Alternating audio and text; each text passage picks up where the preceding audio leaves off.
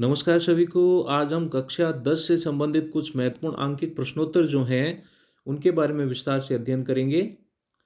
तो सबसे पहला प्रश्न है कि एक व्यक्ति जो है वो 5N बल लगाकर, 5N का मतलब 5 न्यूटन बल लगाकर रस्सी से बंधी वस्तु को इस प्रकार खींच रहा है कि रस्सी जो है वो 36 से 30 डिग्री का कोण बना रही है।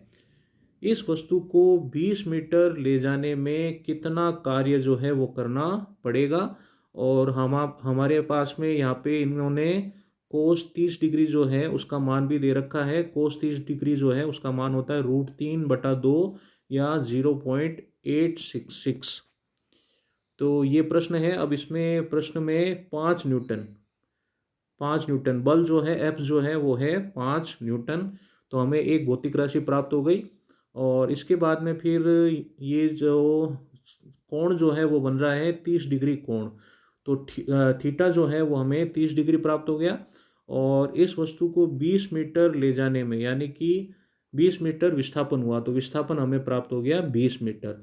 तो ये तीन चीज़ें हमें प्राप्त हो गई। एफ प्राप्त हो गया, विस्थापन प्राप्त हो गया, कोण जो है थीटा जो है वो 30 डिग्री हमें प्राप्त हो गया। अब हमें ज्ञात क्या करना है? कार्य ज्ञात करना है।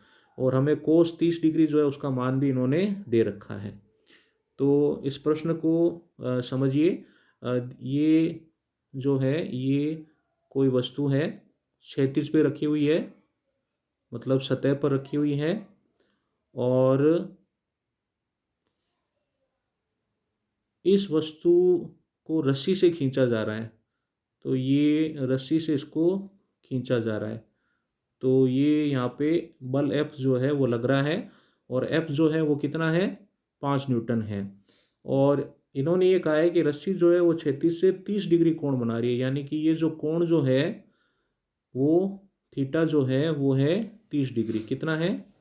30 डिग्री। बल जो है F जो है वो तो है 5 न्यूटन, 5 न्यूटन है। और थीटा जो है वो 30 डिग्री है। और इन्होंने कहा कि 20 मीटर ले जाने में, वस्तु को 20 मीटर ले जाने में, यानी कि विस्थापन कितना हो गया? ये हो गया S जो है ये हो गया, और ये कितना है? 20 मीटर।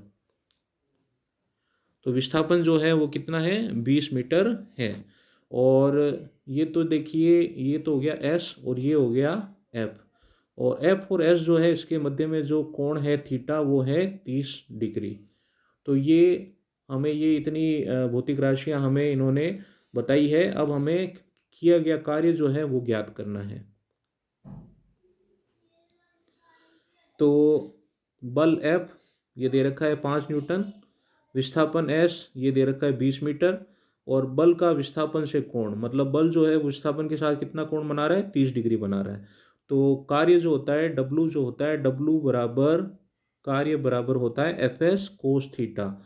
तो अब FS कोस थीटा इसमें मान रखते हैं। F हो गया 5 न्यूटन, और S जो हो गया वो हो गया 20 मीटर, और कोस 30 डिग्री जो है ये हो गया।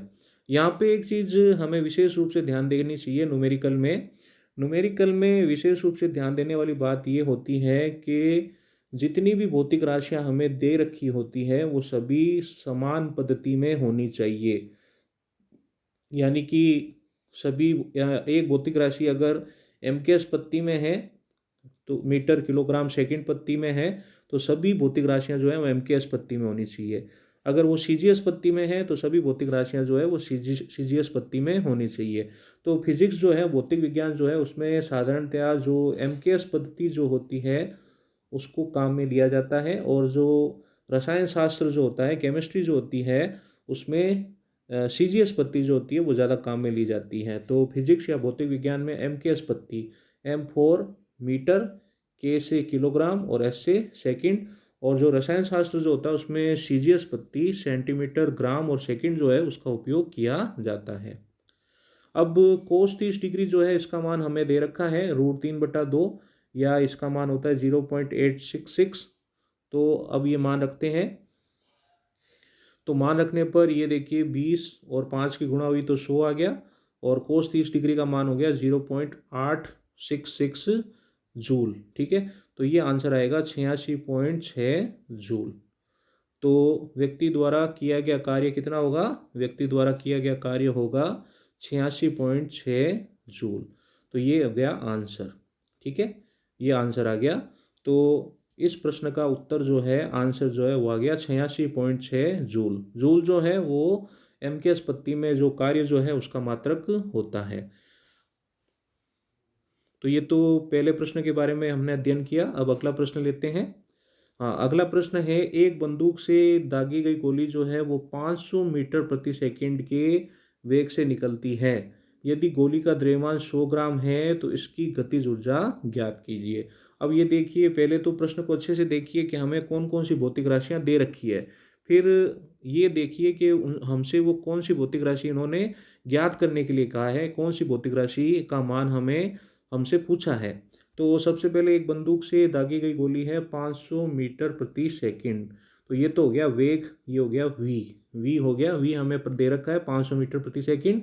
इसके बाद में गोली का द्रव्यमान जो है वो है 100 ग्राम। ठीक है, तो गोली का द्रव्यमान जो है m जो है वो हमें दे रखा है 100 ग्राम। ठीक है, अब हमें क्या ज्ञात करनी है? गतिज ऊर्जा ज्ञात करनी है, ई के जो है वो ज्ञात करनी है। ठीक है, और ई के जो गतिज ऊर्जा जो होती है उसका सूत्र होता है ई के बराबर 1/2 mv²। तो इस सूत्र से हम गतिज ऊर्जा का मान निकालेंगे।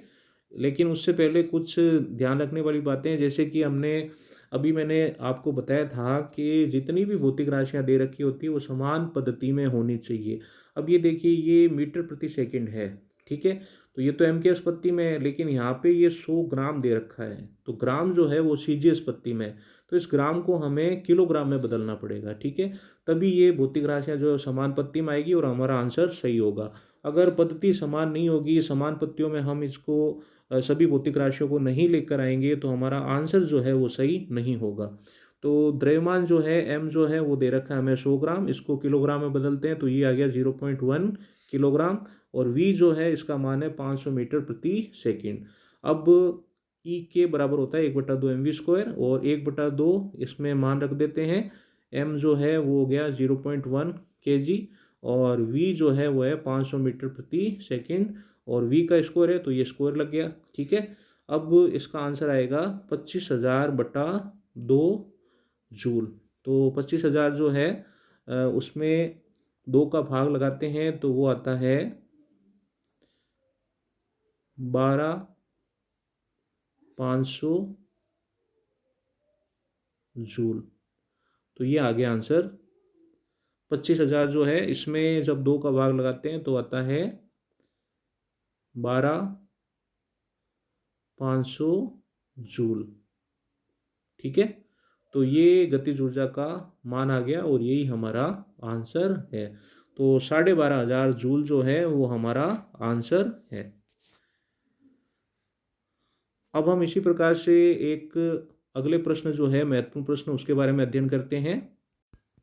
अगला प्रश्न है, ध्यान से देखिए, एक विद्यार्थी 3 किलोग्राम द्रव्यमान, तो द्रव्यमान m जो है वो 3 किलोग्राम है, वस्तु को पृथ्वी की सतह से उठाकर 50 सेंटीमीटर ऊंचे टेबल पर रखता है।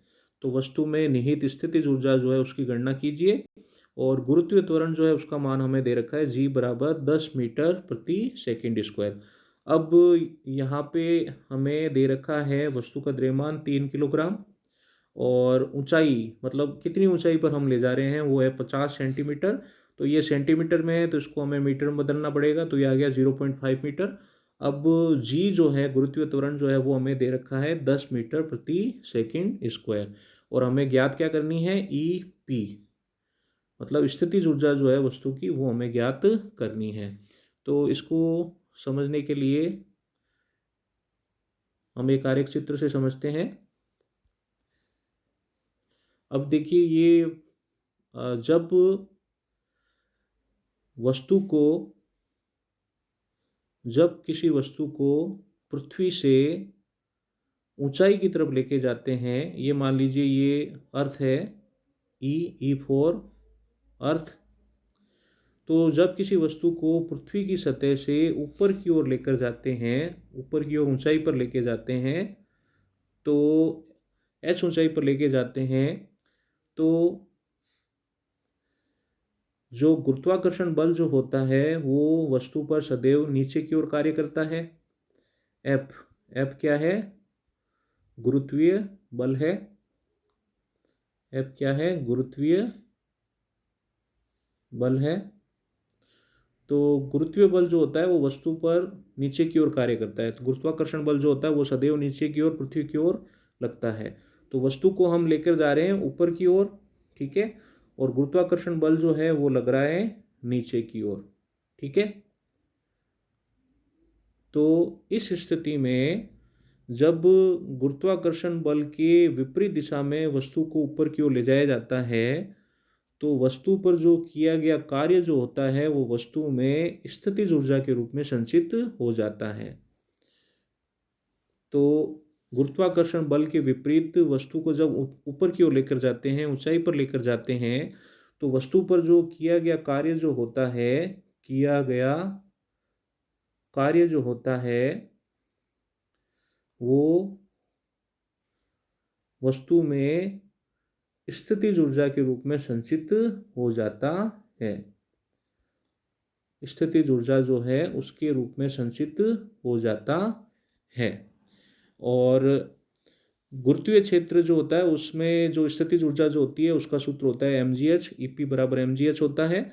तो साधारण भाषा में अगर हम समझें तो गुरुत्वाकर्षण बल के विपरीत किसी वस्तु को ऊंचाई पर जब हम लेकर जाते हैं, मान लीजिए h ऊंचाई पर लेकर जाते हैं, तो वस्तु को ऊपर की ओर ले जाने पर जो वस्तु पर जो किया गया कार्य जो होता है वो वस्तु में स्थितिज ऊर्जा के रूप में संचित हो जाता है।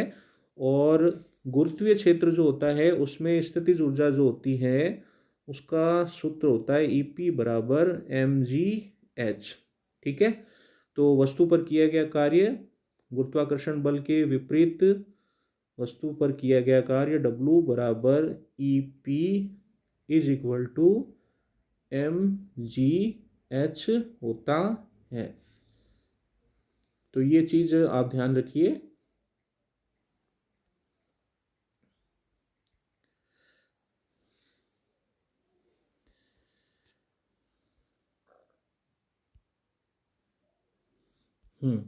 तो आगे बढ़ते हैं। तो द्रव्यमान जो है वो हमें m दे रखा है 3 kg, और वस्तु को h ऊंचाई पर लेके जाते हैं यानी कि 50 सेंटीमीटर पर लेके जाते हैं। तो सेंटीमीटर को मीटर में बदला तो ये आया 0.5 मीटर।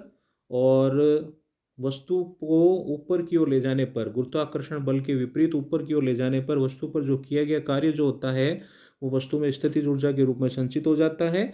और गुरुत्वीय क्षेत्र जो है उसमें स्थितिज ऊर्जा का सूत्र होता है EP बराबर mgh, ठीक है। तो ये हो गया 3 × 10, m हो गया 3, और गुरुत्वीय त्वरण का मान हमें दे रखा है 10 मीटर प्रति सेकंड स्क्वायर। तो 3 × 10 और h जो है वो 0.5 मीटर है। तो ये आ गया 15 जूल आंसर। तो इसका आंसर होगा 15 जूल। तो इस प्रकार से हमने इस प्रश्न को भी हल किया। अगला प्रश्न जो है वो भी जो इससे पहले का जो प्रश्न था उसी के आधार पर है, उसी की तरह है।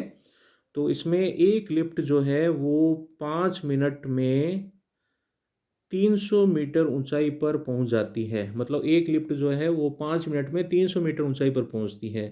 यदि लिफ्ट व उसमें रखे सामान का द्रव्यमान 1000 किलोग्राम हो तो लिफ्ट द्वारा किया गया कार्य, मतलब लिफ्ट द्वारा किया गया कार्य हमें ज्ञात करना है, और लिफ्ट की जो शक्ति जो है वो हमें ज्ञात करनी है।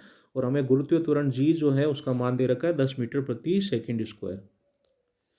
अब इस प्रश्न को अच्छे से समझते हैं। न्यूमेरिकल जो है, आंकिक प्रश्न जो होते हैं वो ज़्यादा कठिन नहीं होते, लेकिन उन्हें हमें अच्छे से पढ़ना होता है, अच्छे से समझना होता है। तो एक लिफ्ट जो है वो 5 मिनट, समय हमें दे रखा है 5 मिनट, ठीक है, और ऊंचाई दे रखी है 300 मीटर, यानी कि 300 मीटर ऊंचाई पर पहुंचती है। h दे रखी है 300 मीटर, ठीक है। और लिफ्ट और उसमें रखा हुआ जो सामान है उसका द्रव्यमान यानी कि m जो है वो हमें दे रखा है 1000 किलोग्राम, ठीक है। और g जो है वो हमें दे रखा है 10 मीटर प्रति सेकंड स्क्वायर, ठीक है। तो अब इसमें देखिए ये 300 मीटर m की अस्पत्ति, द्रव्यमान 1000 किलोग्राम m की अस्पत्ति, g जो है m की अस्पत्ति, लेकिन ये 5 मिनट है। तो 5 मिनट को हमें सेकंड में बदलना पड़ेगा। तो इसको हमें 60 से गुणा करनी पड़ेगी, तो आएगा 300 सेकंड। अब देखिए इसको हल करते हैं तो लिफ्ट का द्रव्यमान आ गया m बराबर 1000 किलोग्राम, ऊंचाई h जो है वो 300 मीटर, t जो है वो 5 मिनट दे रखा था, इसको 60 से गुणा किए 300 सेकंड आ गया। अब हमने अभी समझा था, अच्छे से भली भांति समझा था कि किसी वस्तु को गुरुत्वाकर्षण बल के विपरीत ऊंचाई पर ले जाने पर, ऊपर की ओर ले जाने पर वस्तु पर जो किया गया कार्य जो होता है वो वस्तु में स्थितिज ऊर्जा के रूप में संचित हो जाता है। तो उसका सूत्र भी हमने ज्ञात किया था, तो वो सूत्र होता है W बराबर EP बराबर mgs। तो कार्य जो होगा वो W जो होगा वो होगा mgh। ठीक है, तो m जो है वो है 1000 किलोग्राम, g जो है 10 मीटर प्रति सेकंड स्क्वायर, और h जो है वो होता है 300 मीटर। तो इसको जब हल करते हैं तो ये आता है 3 इंटू 10⁶ जूल। तो कार्य जो है वो हमें प्राप्त हुआ 3 इंटू 10⁶ जूल। तो एक आंसर तो हमने प्राप्त कर लिया, किया गया कार्य जो है वो होगा 3 इंटू 10⁶ जूल। जूल जो है वो m की उत्पत्ति में कार्य का मात्रक है। तो कार्य जो है उसका मान तो हमने ज्ञात कर लिया, 3 इंटू 10⁶ जूल, ये आंसर आ गया। अब हमें शक्ति ज्ञात करनी है। शक्ति P जो होती है वो W बटा T होती है, यानी कि कार्य बटा समय होती है। कार्य जो है हमने ज्ञात किया 3 इंटू 10⁶ जूल, और समय जो है वो 300 सेकंड है। तो ये आ गया 10 इंटू 10⁻³ वाट। W जो है वो वाट का संकेत है, वाट जो है वो शक्ति जो है उसका मात्रक है। तो वाट को किलोवाट में बदलते हैं तो 1000 का भाग लगाएंगे, तो 1000 का भाग लगाएंगे तो आएगा 10 किलोवाट। ठीक है, तो इसमें आंसर आया, कार्य जो है उसका मान तो आया 3 इंटू 10⁶ जूल, और जो शक्ति जो है P जो है इसका मान आया 10 इंटू 10⁻³ वाट। और इसको जब किलोवाट में बदला, यानी कि 1000 का भाग लगाया बट्टा 1000 का जब भाग लगाया तो आया 10 किलोवाट। तो ये हमें आंसर प्राप्त हुए। तो इस प्रकार से हमने इस प्रश्न को भी हल किया। अब अगला प्रश्न है, यदि एक रेफ्रिजरेटर की औसत शक्ति 100 वाट है, W जो है उसका मतलब होता है वाट, तो 100 वाट जो है वो शक्ति है रेफ्रिजरेटर की, तो एक दिन में रेफ्रिजरेटर द्वारा खर्च की गई ऊर्जा की गणना यूनिटों में कीजिए। मतलब यूनिट जो है उसमें हमें ऊर्जा की गणना करती है। जो रेफ्रिजरेटर जो है वो एक दिन में कितनी ऊर्जा खर्च कर रहा है, कितनी विद्युत ऊर्जा खर्च कर रहा है, उसकी गणना हमें यूनिट में करनी है। यूनिट जो होता है वो ऊर्जा का व्यावसायिक मात्रक होता है, और इसे एक यूनिट जो होता है वो एक यूनिट जो है वो 1 kWh के बराबर होता है, kWh के बराबर होता है। और 1 kWh जो है इसका पूरा नाम जो होता है वो होता है किलोवाट घंटा, किलोवाट होर। तो किलोवाट घंटा, तो एक यूनिट जो होता है वो 1 किलोवाट घंटा के बराबर होता है, और ये दोनों ही जो है ऊर्जा के व्यावसायिक मात्रक होते हैं। अब शक्ति हमें दे रखी है, P जो है वो दे रखी है 100 वाट। ठीक है, इसको हमें किलोवाट में बदलना पड़ेगा। क्यों बदलना पड़ेगा? क्योंकि हमें आंसर जो है वो किलोवाट घंटा में ज्ञात करना है। तो 100 वाट को जब किलोवाट में बदला तो आया 0.1 किलोवाट।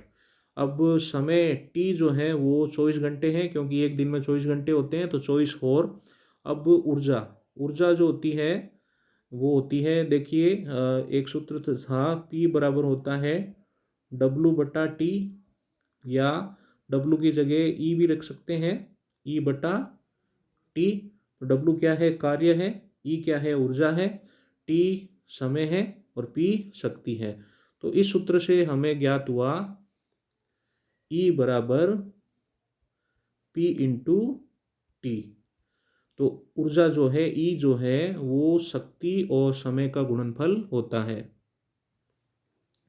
तो ऊर्जा E बराबर P इंटू टी। अब P जो है वो है 0.1 किलोवाट मान रख दिया, T जो है वो है 24 घंटे, तो ये आया 2.4 किलोवाट घंटा, या इसको 2.4 यूनिट भी कह सकते हैं। तो ये हमें आंसर प्राप्त हुआ, रेफ्रिजरेटर जो है उसके द्वारा एक दिन में जो खर्च की गई जो ऊर्जा है, विद्युत ऊर्जा जो है, उसका मान होता है 2.4 किलोवाट घंटा या 2.4 यूनिट। तो ये आंसर हमें प्राप्त हो गया। तो अतः रेफ्रिजरेटर 2.4 यूनिट जो है विद्युत ऊर्जा जो है वो एक दिन में खर्च करेगा। 2.4 यूनिट या 2.4 kWh या 2.4 किलोवाट घंटा विद्युत ऊर्जा जो है रेफ्रिजरेटर एक दिन में खर्च करेगा। ये हमें आंसर प्राप्त हो। तो इस प्रकार से हमने जो कक्षा 10 से संबंधित जो महत्वपूर्ण आंकिक प्रश्न जो हैं, जो परीक्षा की दृष्टि से महत्वपूर्ण है, उनके बारे में हमने विस्तार से अध्ययन किया। तो जय हिंद, जय भारत, धन्यवाद।